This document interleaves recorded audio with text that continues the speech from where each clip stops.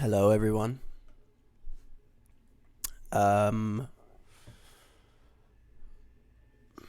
how do I even do this? Okay. Today is gonna be a chill video. I'm just like randomly deciding to do this video. But I'm just gonna be going over my Ableton template, how I have it set up for when I open Ableton every time. I've been getting some requests to do this video. If you're just starting with Ableton or you've been using Ableton for a little bit, I think this will be helpful. I'll leave my template like file or whatever in the description for you guys to download if you want it. You might be missing some stuff, like you need volume shaper, but you can replace that with like Shaper Box or something if you want, or I think Duck Buddy or whatever sidechain plugin that works with a MIDI trigger input.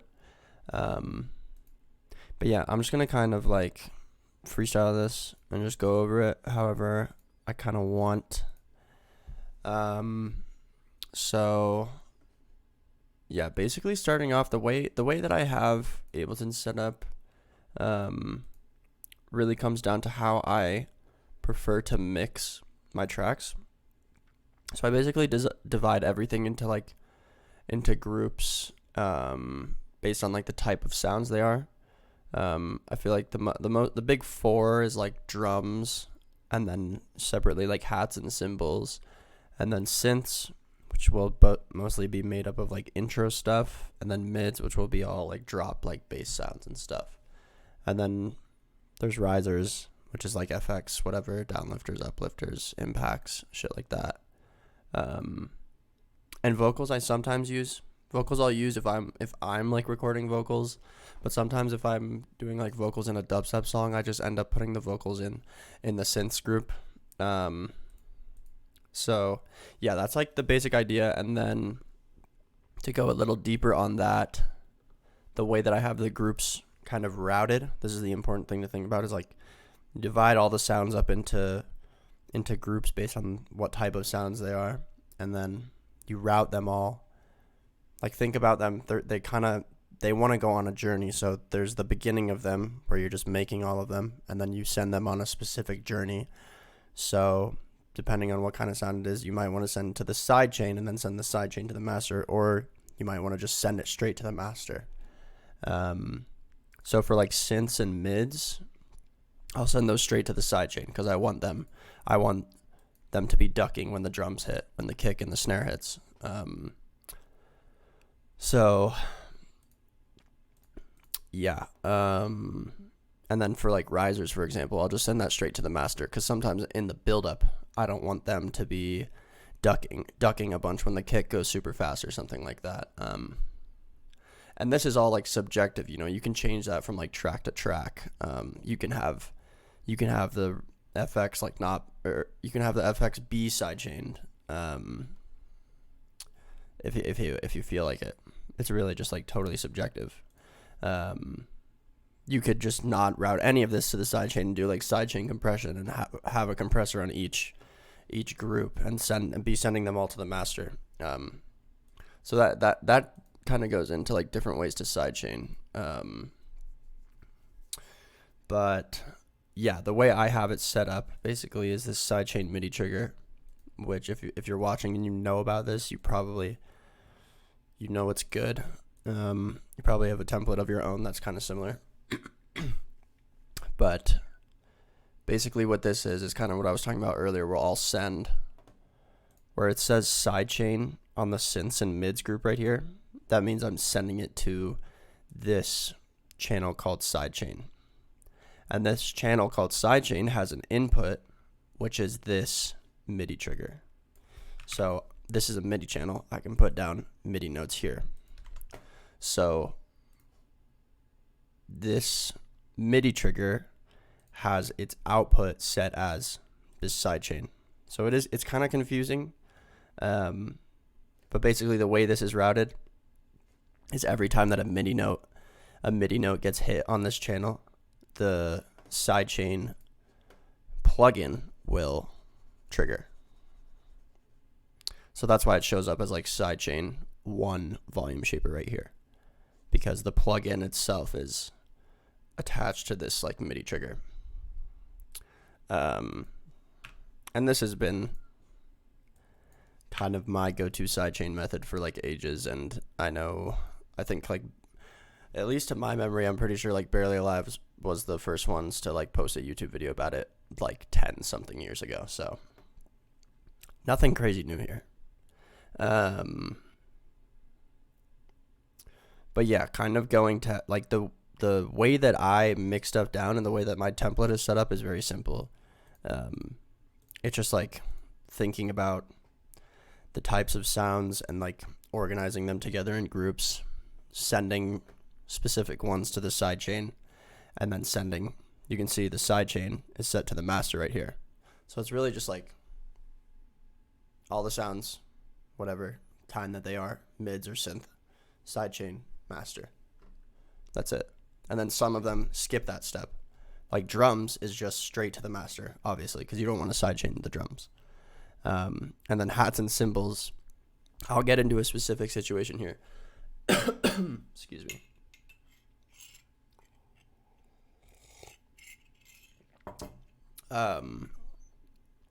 Specific situation here.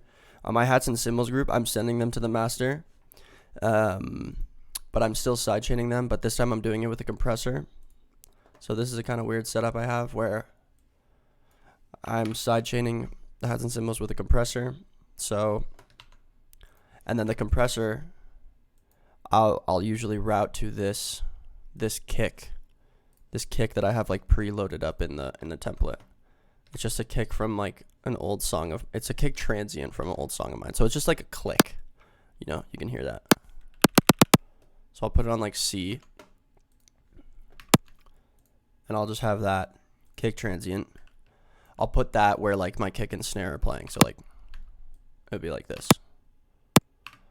Except I'll turn it off because I don't want to actually have this like playing in the song. This is just to like trigger again kind of this sidechain. But the reason I'm doing this with a compressor and not sending it to this sidechain is because this sidechain is like heavily ducking, like it's like totally cutting all the volume when the kick and the snare hit. And with this, I feel like I can make sort of a lighter sidechain that's either like super fast or a little slow. I can adjust the ratio to like kind of adjust how much the hats and stuff are ducking, so just so it sounds like a little more real. Because I feel like it can sound pretty kind of like just electronic and like robotic when your hats and cymbals are also ducking the same as like your mids and synths. It doesn't sound like kind of real drums if you think about that. So yeah, I'll have like big crashes and like open hats in this that are slightly ducking, and you can see the compressor like engage here. You can kind of see like the gain reduction. That's the kind of the envelope that it's hitting, and when I adjust the ratio, the gain reduction doesn't like go as deep. Oh yeah, and usually I put it on peak too. So now it's like super fast. And then if I adjust the release, then I can really like, you'll hear that make a huge difference when you have like a bunch of hats and a kick in here and stuff like that. So hopefully that makes sense, the reason that I'm doing that. I don't know if that's a little confusing the way I explain that, but it's just to make the sidechain a little lighter on the hats and cymbals. So use a compressor instead of sending it to the heavy sidechain, I guess. And I have like a utility on here too that I'll sometimes, if I have like a super short snare, I'll just do like a manual utility automation, something like that. But I haven't used that in a while, honestly. But it doesn't hurt for it to be there, I would say. So that's kind of like one weird setup I have. What else?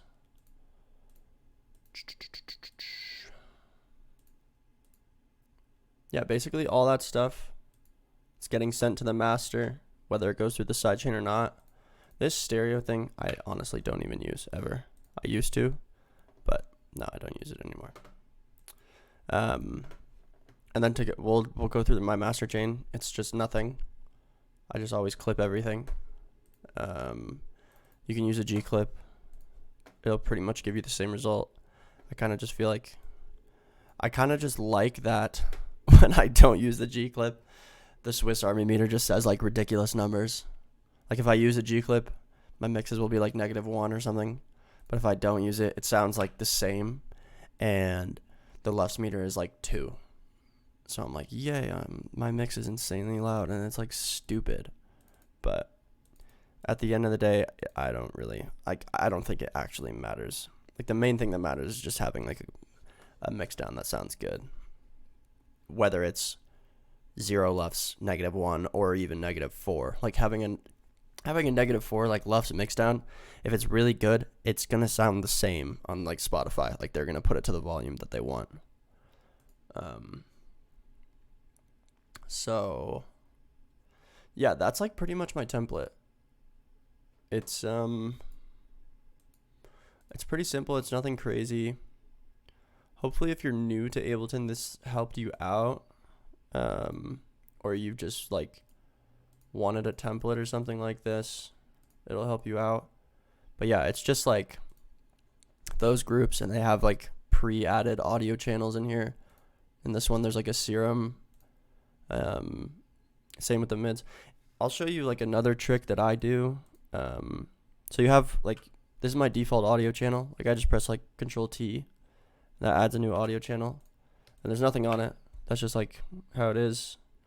But for my default MIDI channel, if I do Control Shift T to add a MIDI channel, it by default has a serum on it, which I think is really helpful. So I don't have to grab a serum every time, or like whatever your preferred synth is.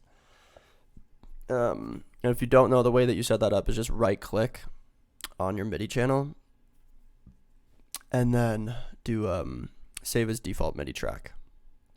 So however you have that set, we'll save it as your default MIDI track, if that makes sense. So yeah, that kind of speeds up my workflow. That's nice. And yeah, I'll put this template in the description. The only plugin that's in it, oh wow, I guess the volume shaper got deleted somehow. Oh well, I'll just add that back really quick. Where is it? This is what I'll do. Make a sidechain shape that just like ducks it super hard. So this is a quarter note. So basically, I think this little square right here that I've created is basically a 30-second note or something. Maybe a 16th. I don't know. But yeah, I usually do my kicks roughly this size to fit in this little pocket.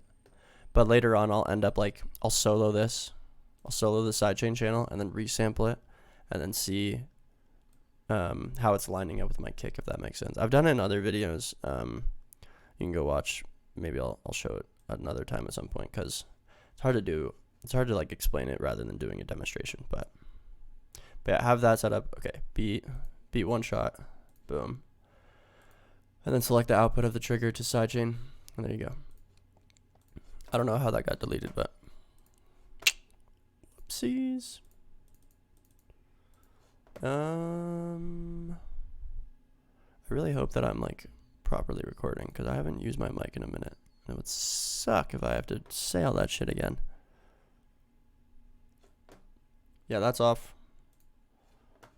Bada bing, bada boom. Cool, yeah. I actually had to change like a few things in this, so I'll save this as my template as well, and I'll link it in the description. It'll just be a Dropbox link. Go get it if you want my template. The colors are also awesome. These are the best colors. If you have better colors, it'll make your music sound better. I've proved it. So where the heck is, yeah. So that's what it looks like in default, whatever. Anyways, hopefully you found this helpful. I'm gonna do a video on mix downs and stuff probably in the coming week, because I've been getting some requests for that. If you have any like specific video requests, I'll totally do them. Just let me know what you want to know about, kind of super random stuff. But yeah, thanks for watching. Peace out.